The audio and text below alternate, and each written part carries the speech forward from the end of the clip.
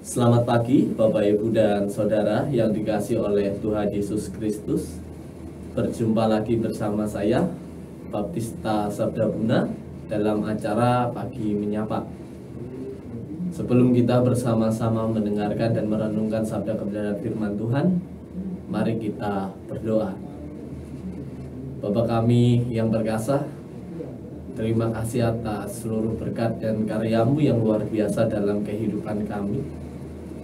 Terima kasih juga karena pada pagi hari ini kami boleh dimampukan oleh Tuhan untuk bersama-sama mendengarkan sabda kebenaran firman-Mu.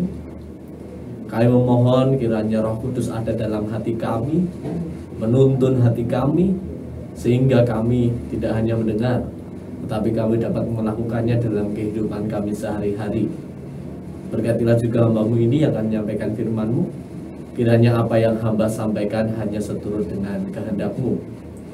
Banyak dosa dan kesalahan yang kami lakukan dalam kehidupan kami sehari-hari, tolong ampunilah kami. Di dalam nama Tuhan Yesus Kristus kami berdoa. Amin. Bacaan kita pada pagi hari ini diambil dari Lukas 7 ayat 18 sampai dengan 21. Lukas 7 ayat 18 sampai dengan 21 yang akan saya bacakan. Yesus dan Yohanes Pembaptis.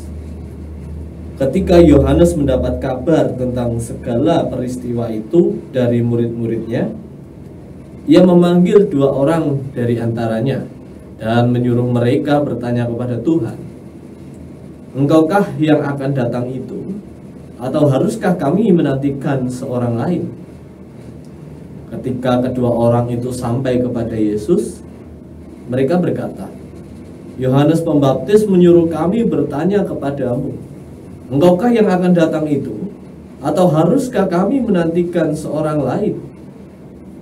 Pada waktu itu, Yesus menyembuhkan banyak orang dari segala penyakit dan penderitaan dan dari roh-roh jahat, dan ia mengaruniakan penglihatan kepada banyak orang buta.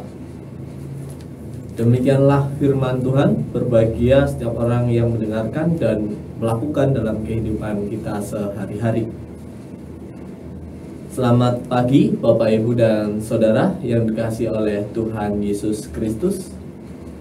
Pada acara Pagi Menyapa pada hari ini memiliki tema Jangan Bimbang, yang diambil dari Lukas 7 ayat 18 sampai dengan 21. Bimbang merupakan suatu kondisi perasaan di mana seseorang merasakan perbedaan yang diakibatkan adanya faktor pembanding dengan orang lain dan membuat orang itu tidak percaya diri lalu bimbang. Contohnya, seorang pelajar mendapatkan nilai 90, kemudian temannya mendapatkan nilai 97. Atau mungkin ada lagi, ada seseorang yang bekerja sebagai petani dan yang memiliki teman juga seorang petani. Sama-sama misalnya petani padi. Namun ada salah satu petani ini, dia mendapatkan panen yang lebih berlimpah daripada petani yang lain. Kenapa bisa berlimpah? Padahal proses dan metodenya itu sama dan dilakukan pada bulan yang sama. Ada perbedaan menjadikan seseorang itu bimbang. Kebimbangan itu jelas kita rasakan ketika kita berada pada posisi yang lebih rendah daripada orang lain. Dan itu membuat kita bertanya-tanya. Fenomena ini juga terjadi dan peristiwa ini dirasakan oleh Yohanes Pembaptis, Bapak Ibu. Pada awalnya Yohanes Pembaptis itu hanya menegur Raja Herodes, karena Raja Herodes ini memperistri Herodias, istri dari saudaranya sendiri, diperistri. Karena ditegur itu, kemudian Herodes memenjarakan Yohanes Pembaptis di penjara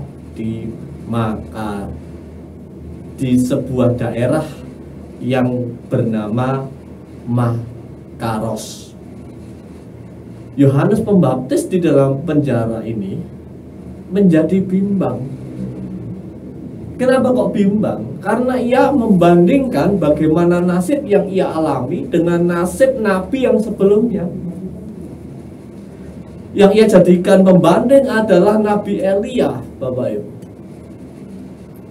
Nabi Elia dikejar-kejar oleh Raja Ahab dan Isabel, tetapi tidak tertangkap. Sedangkan Yohanes Pembaptis dikejar-kejar oleh tentara daripada Herodes ini, namun hasilnya ia malah tertangkap. Ada perbedaan, kasusnya sama tetapi endingnya berbeda. Di dalam meratapi nasibnya ini, kondisinya ini, Yohanes Pembaptis kemudian jadi bimbang dan menyaksikan Tuhan Yesus. Engkaukah Mesias itu? Engkaukah yang diutus itu? Apakah begitu beratnya jalan seorang perintis mempersiapkan terlebih dahulu sebelum Mesias itu berkarya di dunia? Ada kebimbangan di sana. Kemudian Yohanes Pembaptis menyuruh muridnya untuk bertanya langsung kepada Tuhan Yesus. Dan Tuhan Yesus menguatkan kembali Yohanes Pembaptis. Dari kisah ini Bapak Ibu, seorang nabi saja bisa bimbang ketika ia berada pada kondisi yang tidak mengenakan, tidak menguntungkan. Apalagi kita sebagai manusia berdosa yang bukan siapa-siapa. Kebimbangan itu jelas ada dan kita rasakan dalam kehidupan kita. Contohnya saya sendiri. Kenapa proses saya menjadi seorang pendeta itu lebih sulit daripada teman-teman saya? Muncul ada kebimbangan itu. Tetapi yang dilihat di sini adalah jangan berlarut-larut. Seperti Tuhan Yesus yang kemudian memberikan jawaban untuk menguatkan Yohanes Pembaptis. Di tengah kebimbangan yang kita rasakan ini, Tuhan pasti akan menjawab sesuatu yang indah. Itulah yang harus kita percayai dalam kehidupan kita. Sebagai orang beriman Bapak Ibu, memang tidak mudah ketika kita berada pada kondisi yang lebih rendah, lebih tidak diuntungkan daripada orang lain. Tetapi ingatlah, di tengah kondisi itu Tuhan memberikan jawaban. Tuhan menguatkan kita, dan kita pasti akan menerima yang terbaik dari Tuhan. Amin. Mari kita berdoa. Bapa kami yang bertata di dalam kerajaan surga, terima kasih atas firman-Mu yang telah kami dengarkan pada pagi hari ini. Kami diingatkan Tuhan untuk jangan terus berlarut-larut dalam kondisi kebimbangan, tetapi kami diingatkan terus oleh Tuhan bahwa Tuhan pasti akan memberikan jawaban yang indah pada akhirnya. Inilah doa dan seruan kami ya Tuhan. Di tengah harapan kami, di tengah kondisi kami yang kurang mengenakan bagi diri kami sendiri, kami percaya Engkau akan menjawab dengan segera, seperti Engkau menjawab pertanyaan dari Yohanes Pembaptis. Kiranya Roh Kudus senantiasa ada dalam diri kami, sehingga kami dapat menghidupi firman-Mu dalam kehidupan kami. Banyak sekali dosa dan kesalahan yang kami lakukan dalam kehidupan kami ya Tuhan. Tolong ampunilah kami. Di dalam nama Tuhan Yesus Kristus kami telah berdoa. Amin.